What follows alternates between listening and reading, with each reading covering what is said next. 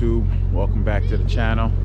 I'm gonna make a video today about how to install a reservoir, coolant reservoir on your Freightliner Columbia.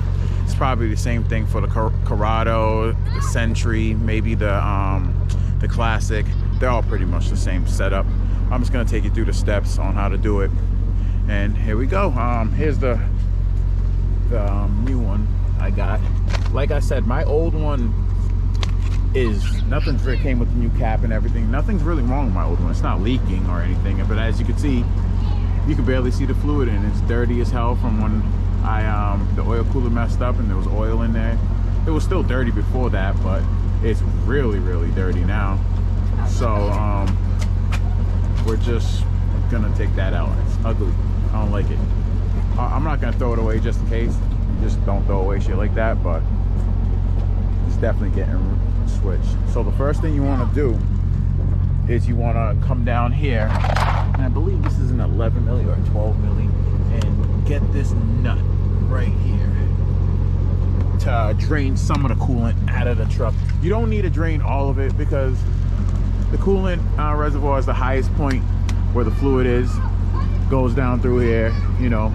So as long as you get it to the coolant to drip, drain all the way down to like right here, you're good, because then you could just disconnect the hose, peel it back and clog it up, because you don't want to empty out the whole system for that.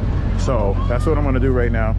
I'm going to take some coolant out of the system until it gets low enough to where I could take apart this hose on this coolant reservoir. All right. So, as you can see, I drained some coolant out of it, not all of it, like I said. Now, next thing I'm gonna do is I'm gonna unclamp this right here. And nothing should be leaking out of it because I drained enough coolant out of the reservoir system for that to not touch anything. So, that's the next thing. And these right here, these 4 nuts, I believe, yeah, 4 nuts are 14 millimeters. Sure, was correct on that. Yes, 14 millis. Put your nut on that, and you want to disconnect these 2 clamps up here too, real easy. And this clamp, and that's it, pretty much. I'll show you what it looks like. As you can see, I pulled the hose, completely dry, nothing coming out. Now I'm just gonna get the 2 on the top, right over here. And then we'll be ready to take out. I got the new reservoir on there right now. All the hoses connected. Just got to put on this bottom one right here. Adjust that clamp. Put it back on all 4 bolts, all 4 nuts, and put in the sensor. Replace the sensor from the old one, and we're all done. And that's really how all it is. That's how easy it is to change these reservoirs on these things. So don't go bringing it to a mechanic when you could definitely do this with literally just a 3/8 ratchet, a 14 millimeter, 15 millimeter, vice grips or a pair of pliers, and that's literally it. So I'll let you guys know when it's all put back together, and I'll show you, fill it all up, and we'll see.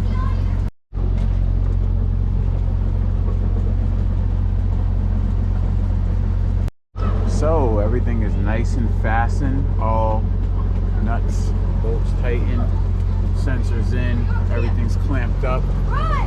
All that's left to do is fill her up, start her up.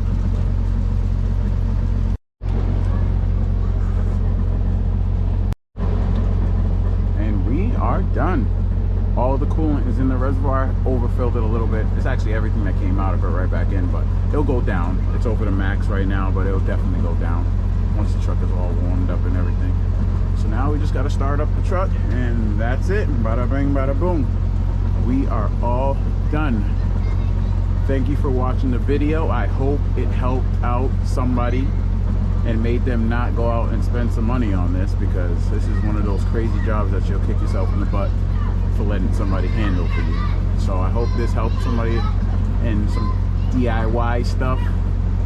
And please like, subscribe, share this so we could put more people onto this and put more people onto my channel. We'll be doing a lot more repairs, maintenance stuff on the truck in the future.